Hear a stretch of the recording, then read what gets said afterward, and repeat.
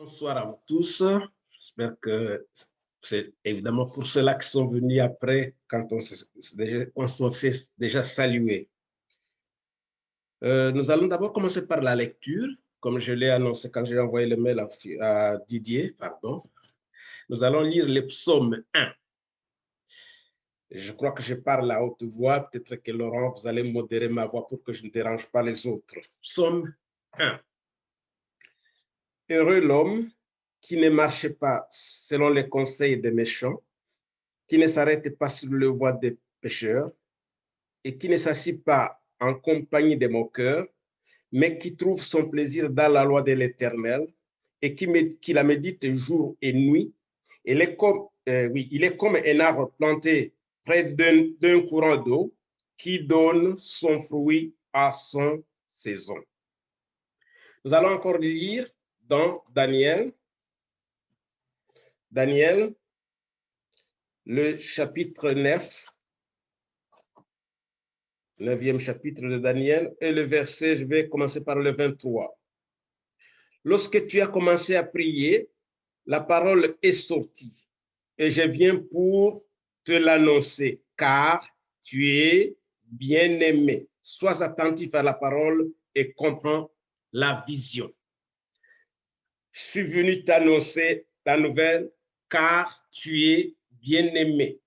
C'est là en fait que j'ai tiré les titres de mon message, car tu es un bien-aimé de Dieu.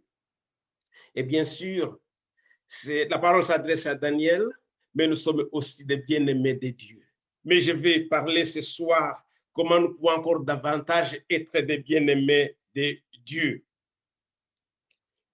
Donc, ma référence, comme je venais de le dire, c'est dans Daniel, le chapitre 9 et le verset 23. Évidemment, cette parole aussi est sortie lorsque Jésus fut baptisé, quand il est sorti de l'eau, parce qu'il y a une voix qui est descendue du ciel qui a parlé évidemment de ses bien-aimés. Donc, être appelé bien-aimé de Dieu. Voilà un peu le résumé. D'abord, je commence vraiment par le résumé de mon message pour que je sois bien compris comment j'ai articulé et structuré mon message. Nous avons tous des possibilités, nous avons tous la grâce, nous avons tous vraiment les dons insoupçonnés que le Seigneur Dieu nous offre pour que nous soyons de bons serviteurs. Nous avons tous ces possibilités-là par la parole de Dieu et par le sang de Jésus qui nous a sauvés.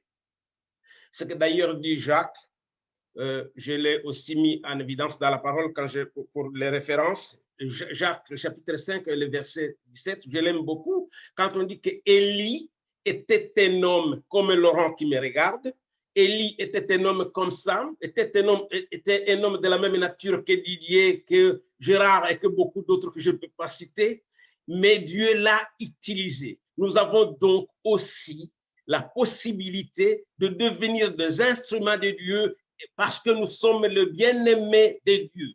Mais nous devons aller de perfection en perfection, sachant que nous avons le sang de Jésus, c'est vrai, qui nous aide à devenir encore ce que le Seigneur veut que nous devenions.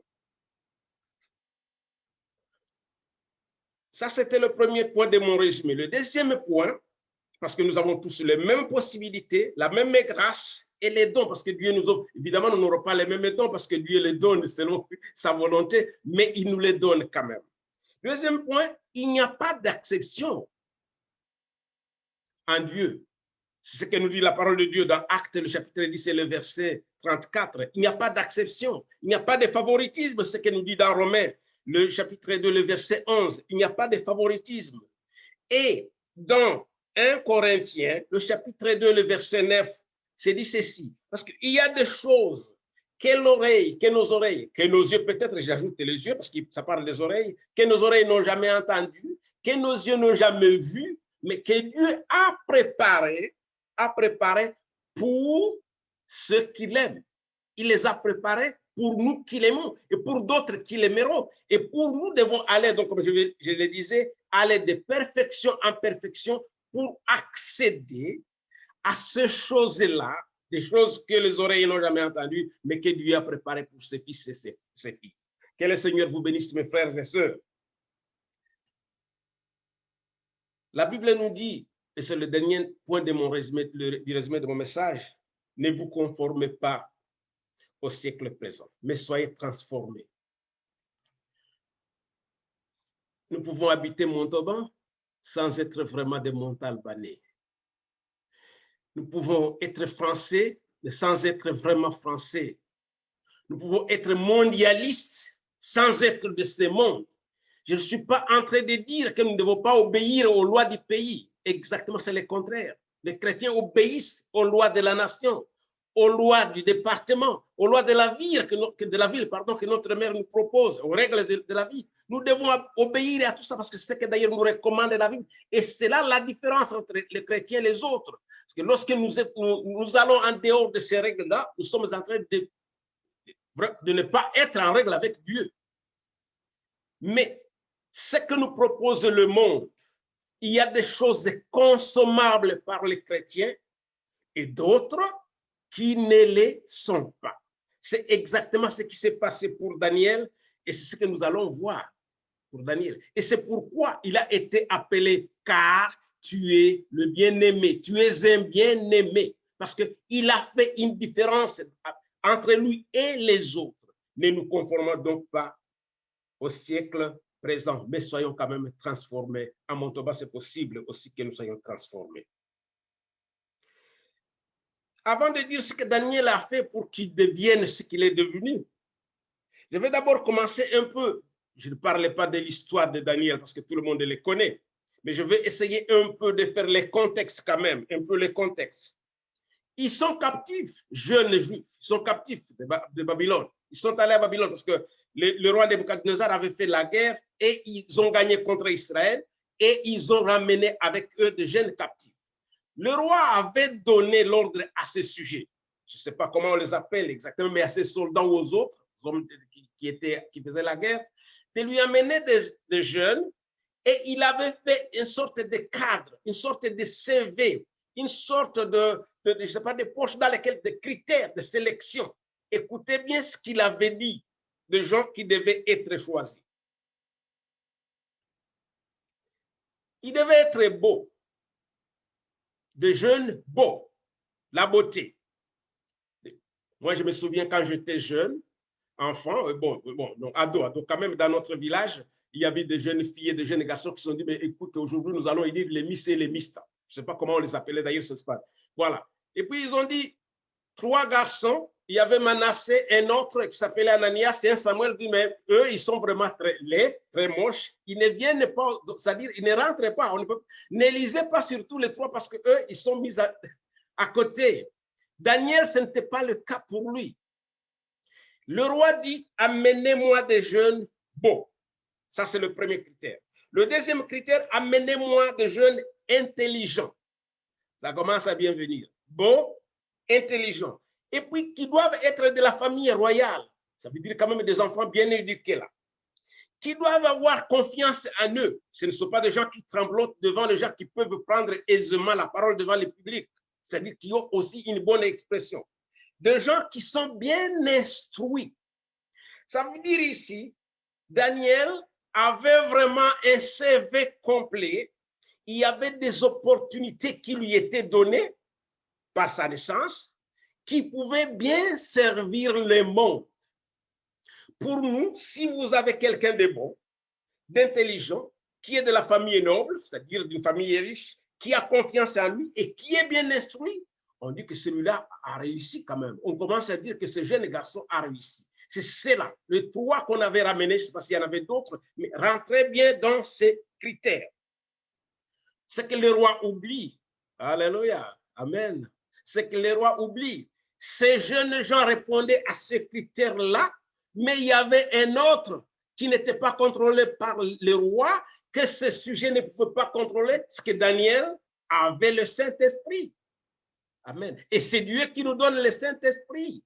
Vous pouvez être d'une famille royale, vous pouvez être bien instruit, vous pouvez être intelligent, mais le Saint-Esprit, c'est pas, donc Dieu ne fait pas d'acception. Il donne à tout le monde, à celui qui l'aime, à celui qui croit à lui.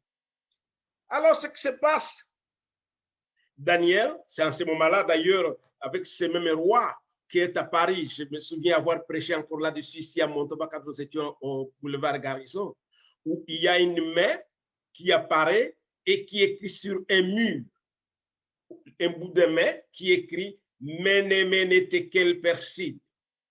Que les langues, personne ne comprenait. Quand Dieu parle, personne ne comprend. Il parle toutes les langues du monde.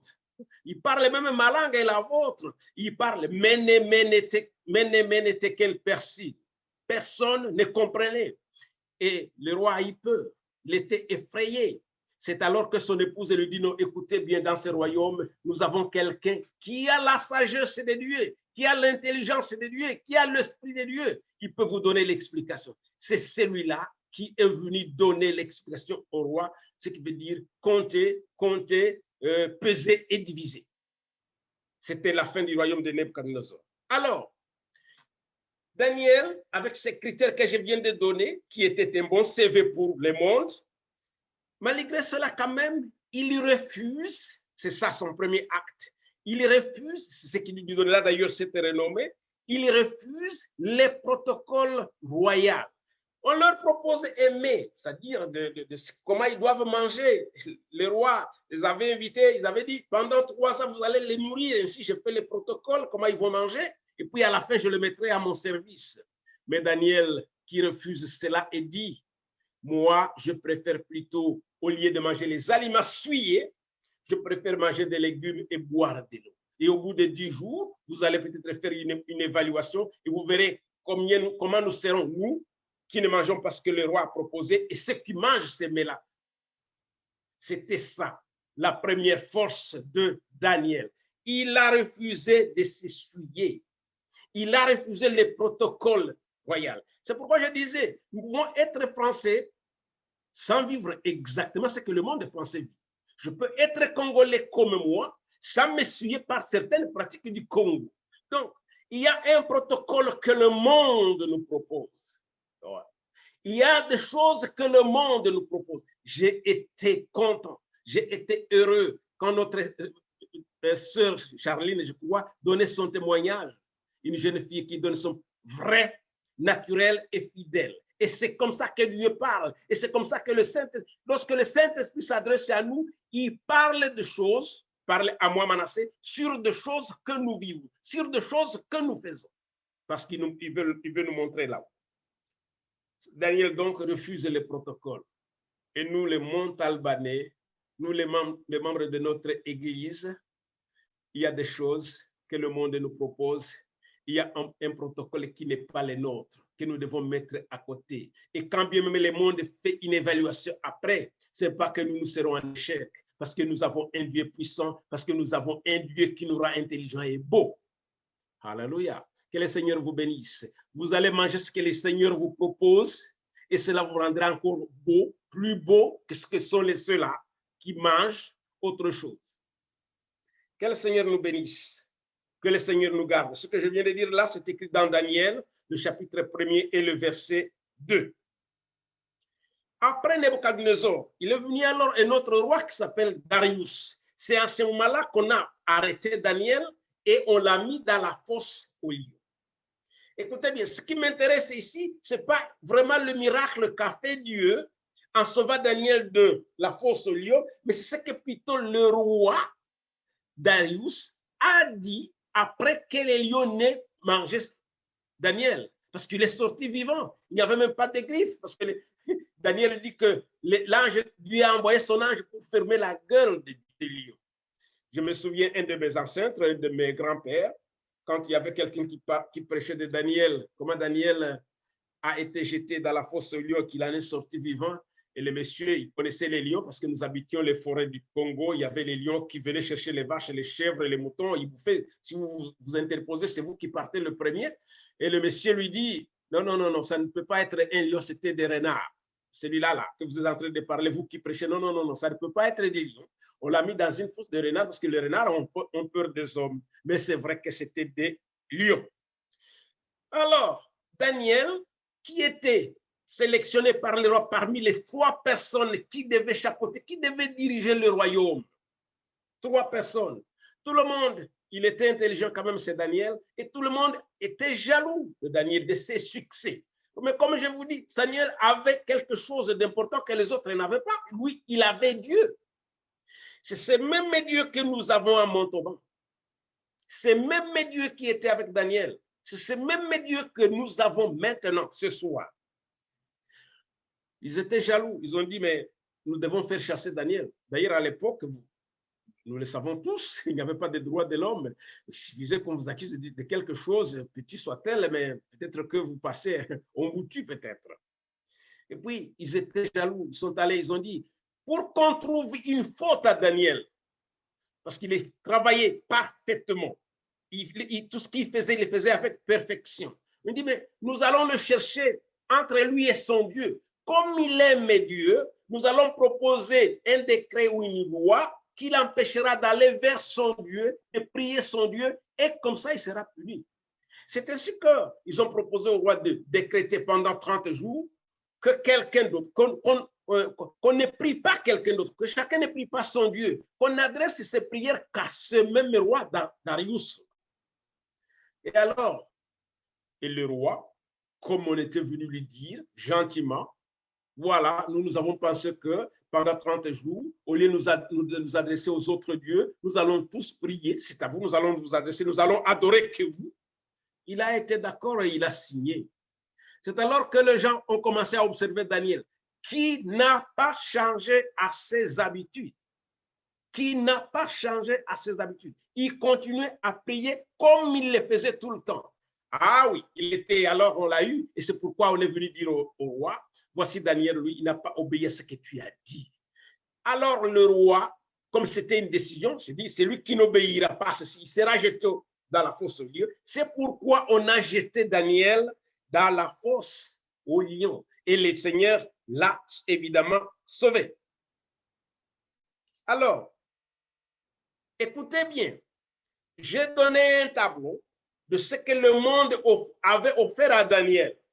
Mais il y a aussi ce que Dieu offre à Daniel, un CV totalement différent de celui que le monde lui avait offert.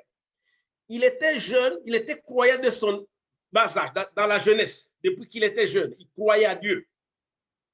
Il aimait la prière. Il était rempli du Saint-Esprit et toute la gloire, tout ce qu'il avait comme, je ne les appelle pas succès, parce que tout ce qu'il avait comme résultat de sa prière, il rendait seulement grâce à Dieu. L'ange de Dieu, quand même, est venu lui dire pendant qu'il priait, parce que là, j'allais sauter ce passage, pendant qu'il priait, il rendait grâce à Dieu. Il priait pour son peuple, il priait pour lui-même. Il disait, nous avons péché contre toi, Seigneur. Il montrait à Dieu combien son peuple d'Israël avait péché contre Dieu. C'est alors que l'ange est venu lui dire, lorsque tu as commencé à prier, la parole est sortie, je suis venu l'annoncer, car tu es le bien-aimé. Quand tu as commencé à prier, la parole est sortie, c'est-à-dire Dieu a envoyé cet ange, c'était l'ange Gabriel, pour dire, je suis venu t'annoncer cette nouvelle-là. Mais écoutez bien, l'ange est venu pendant que Daniel priait quand même. Ce n'est pas anodin de dire cela. Lorsque nous prions, nous entrons en communion avec Dieu. Et c'est pourquoi Dieu a envoyé un message spécial par un envoyé spécial et à un homme spécial. Alléluia. Daniel, homme d'exception, messager d'exception, l'ange Gabriel, un message exceptionnel parce que Dieu lui dit, car tu es aimé. Il dit, parce que tu priais, moi, je suis venu te le dire parce que tu es, car tu es aimé. Et donc, je disais, Daniel était rempli du Saint-Esprit et tout ce qu'il entreprenait, c'était vraiment pas sa gloire à lui, mais il rendait gloire à Dieu. Il savait que tout était fait par Dieu. Et quand le roi, le matin, il est allé vérifier quand il a appelé Daniel et que Daniel était vivant, qu'il n'était pas mangé, qu'il n'était pas croqué par les lions, il fait cette déclaration. Et d'ailleurs, il ne le parle pas seulement, mais il fait un décret royal. Voici ce qu'il dit. C'est dans Daniel chapitre 6 et le verset 27. Je décrète que dans toute l'étendue de mon royaume. On tremble de crainte devant les dieux de Daniel, car il est les dieux qui subsistent éternellement. Son règne ne sera jamais détruit, sa souveraineté ne prendra jamais fin. Donc, vraiment, il parle, c'est comme si, quand j'ai vérifié dans la Bible, dans Ésaïe 40, le chapitre 40 et le verset 8, il parle, la parole de Dieu n'aura pas de fin, il subsistera éternellement, il n'aura jamais de fin. Pareil pour 1 Pierre, le chapitre 1 et le verset 25. Écoutez bien, cette déclaration n'est pas faite par un chrétien de Montauban, ce n'est pas fait par quelqu'un qui connaissait Dieu. Il découvre les dieux qui étaient à Daniel. Alléluia. Alléluia. Il avait fait, son père, Nebuchadnezzar, avait fait la sélection de personnes qu'on devait amener en captivité, sauf que Dieu n'est pas resté à Jérusalem. Il est venu avec Daniel. Lorsque le Seigneur habite à nous, ah, alléluia, j'allais taper sur ma table, je suis heureux de ça. Il est avec moi quand je suis en vacances. Alléluia. Je ne laisse pas la maison, je peux laisser ma Bible. Je peux partir sans ma Bible, mais je pars avec mon Dieu. Il ne reste pas à la maison lorsque nous allons travailler. Alléluia, alléluia. On ne le laisse pas au salon lorsqu'on va se coucher.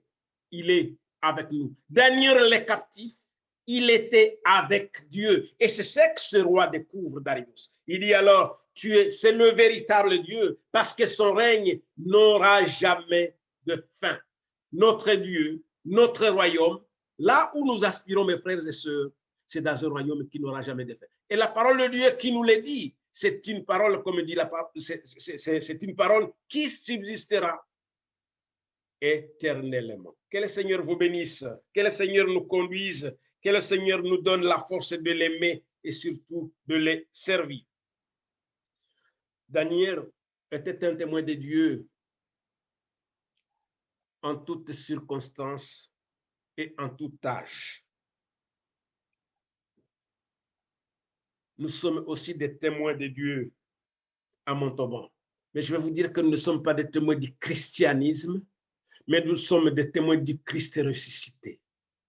Alléluia, alléluia. Ce n'est pas parce que je porte le nom de Marie, ce n'est pas parce que Manassé c'est un nom biblique que je deviens chrétien, mais je deviens chrétien parce que je porte Dieu dans mon cœur, parce que je respecte, comme nous avons lu dans les psaumes, heureux l'homme qui croit en Dieu, qui respecte la parole de Dieu, qui se conforme à la parole de Dieu. Que le Seigneur nous bénisse, que le Seigneur nous garde. Oui, Daniel a refusé de s'essuyer par l'aimé du monde et Dieu l'a récompensé. Et voilà que même le roi a reconnu que celui-là, le captif, était beaucoup plus important, beaucoup plus puissant que lui. Un autre, si on parle du jeune Joseph aussi, parce que comme j'ai peint deux tableaux, j'aimerais aussi peindre un autre tableau vraiment pour Joseph, qui est presque le même. Mais remarquez bien, peut-être que j'oublierai de le dire, ce sont des jeunes qui ont cru à Dieu quand ils étaient, je vais dire, je ne sais pas si, je n'ai pas trouvé cette référence, mais de le bas âge. Et c'est pourquoi, s'il y a des jeunes qui m'écoutent, parce que Samuel a dit que nous allons prier pour les ados, que nous allons prier pour les jeunes, c'est très important pour les jeunes qui me suivent. Il y a Mathieu qui prie tous les soirs, qui va se faire baptiser. C'est bien, Mathieu, je t'encourage et que le Seigneur te bénisse, que le Seigneur te donne des dons et des dons, parce que tu dois aussi l'avoir, parce que tu es parmi ceux-là à qui ils sont destinés.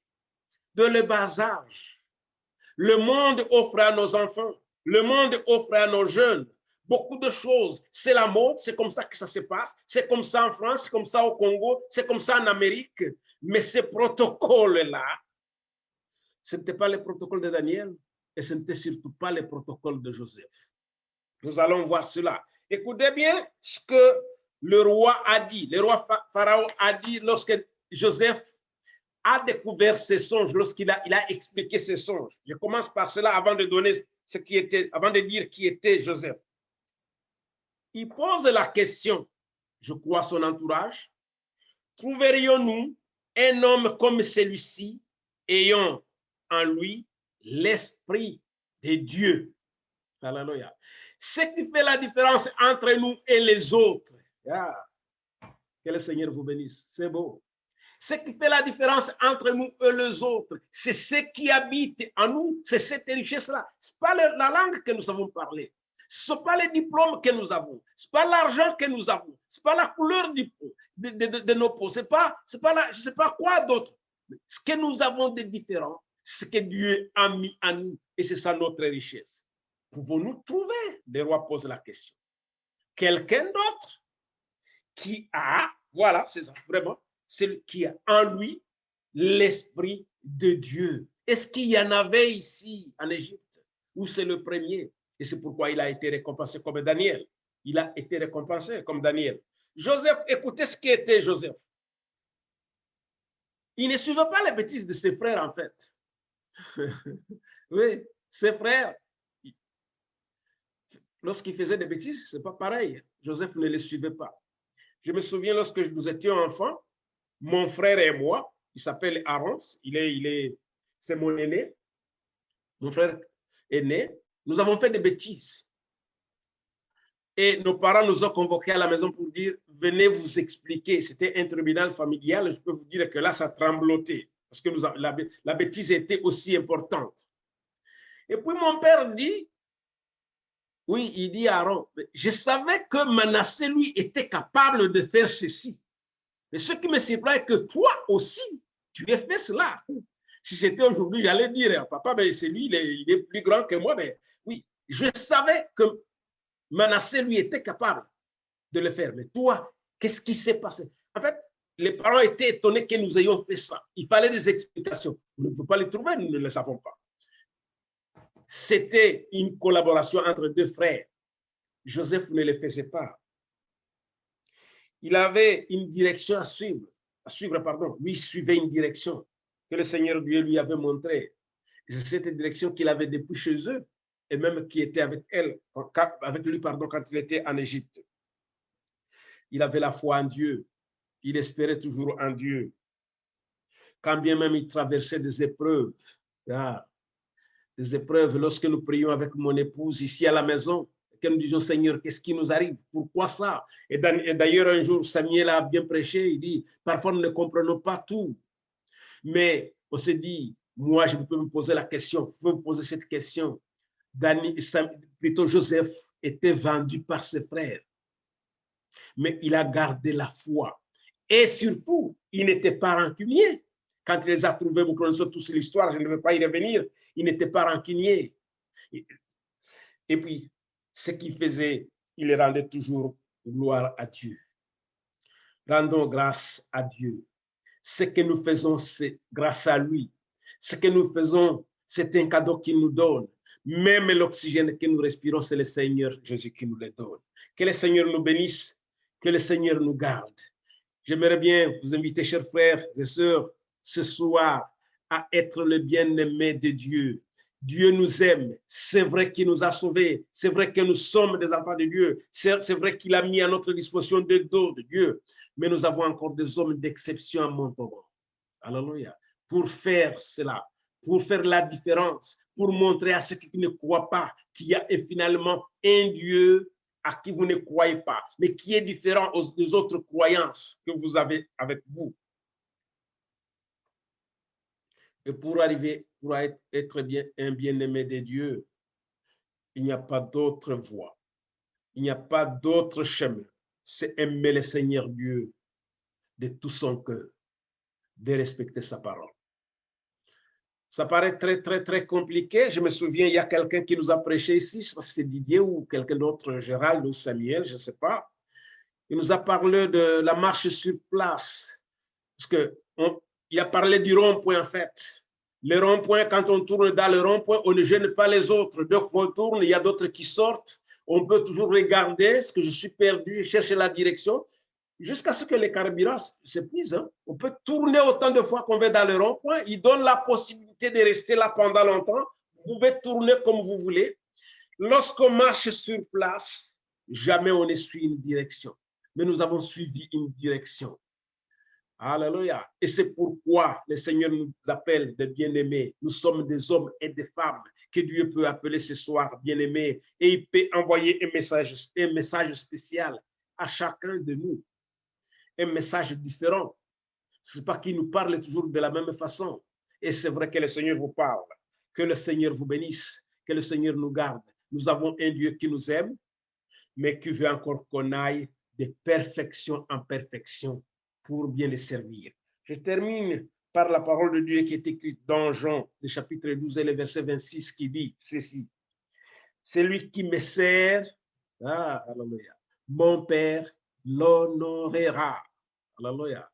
Mon Père l'honorera. Celui-là, il nous attend, mes frères. Il veut que nous soyons à son service, surtout être à son service lorsque nous sommes des femmes et des hommes bien armés, c'est-à-dire remplis du Saint-Esprit, qui croient en lui, à sa parole, et qui respectent la parole de Dieu. Que le Seigneur vous bénisse, que le Seigneur vous garde. Alléluia. Nous allons prier. Je vais commencer par prier le Seigneur pour ce cadre, et enfin je prierai pour les malades. Alléluia. Seigneur Jésus, je te bénis. Amen, amen. Je te bénis parce que tu nous as appelés à te servir. Je te bénis parce que tu nous as sauvés. Je te bénis parce que je peux parler de toi devant les autres personnes ce soir. Je te bénis parce que tu nous as donné la parole de Dieu. Je te bénis parce qu'elle est devenue notre nourriture principale. Mais Seigneur Jésus, tu nous recommandes à ne pas nous souiller par les autres mains du monde. Et c'est toi qui nous gardes, Jésus. Nous sommes dans un monde corrompu. Nous vivons vraiment dans un monde difficile. Mais nous avons quelqu'un qui nous montre la direction. C'est toi, Éternel. Bénis ta parole. Bénis les frères et sœurs, Seigneur Jésus. Partout ils sont, ceux qui m'écoutent maintenant, ceux qui sont connectés, et d'autres qui vont suivre cette vidéo après. Mon Dieu, tu es celui qui bénit, tu es celui qui guérit, et tu es celui qui sauve les âmes. Je te bénis, Seigneur Jésus. Tu es un Dieu du miracle. Le Seigneur Jésus qui a été avec Daniel, Joseph et beaucoup d'autres, tu es toujours avec nous. Tu es avec nous ce soir aussi. Amen.